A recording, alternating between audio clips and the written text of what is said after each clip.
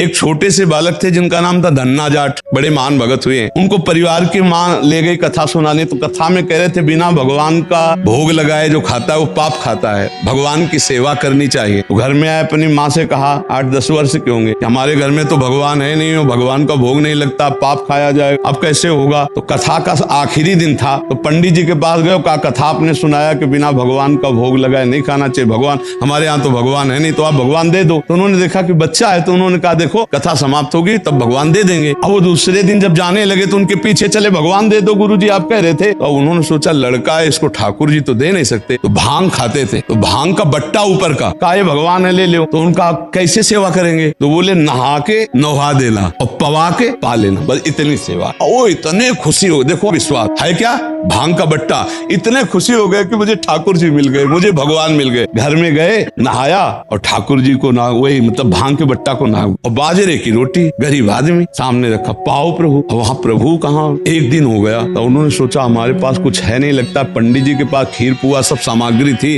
तो ठाकुर जी पाते, वो बिल्कुल ठाकुर जी मान रहे। दूसरा दिन हुआ फिर वही बाजरा, तीसरा दिन हुआ फिर वही बाजरे की रोटी। तो वो रो रो करके ऐसे भांग का बट्टा पकड़ाओ, कहने लगे प्रभु हमारे पास नहीं है कि हम तुम्हें खीर पूड़ी पुआ पवा सके। और गुरु जी ने कहा बिना पवाए पाना नहीं, अगर आप नहीं पाओगे तो हम चाहे मर जाए लेकिन नहीं पाएंगे। उसी समय श्री कृष्ण प्रकट हो गए, क्योंकि भगवान तो सर्वत्र है ना। भांग के बट्टे की जगह में श्री कृष्ण बैठे हैं, उन्हीं की अवस्था का रूप लेके, और बाजरे की रोटी शुरू कर दी पाना। तो बोले देखो तुम कितने निर्दयी हो, 3 दिन से तो हमें भूख लगी है, हमारे घर में ज्यादा कुछ है नहीं, 1-2 रोटी माँ बना पाते, गरीब आदमी, पूरी रोटी तुम नहीं पाओगे, आधी हमें दो आधी तुम पाओ। भगवान ने, और फिर जो लीला का विस्तार हुआ कि धन्ना सेठ हो गए, अपार वैभव उनके। ये है विश्वास, गुरु के वचनों पर बिल्कुल बुद्धि न चलाकर विश्वास।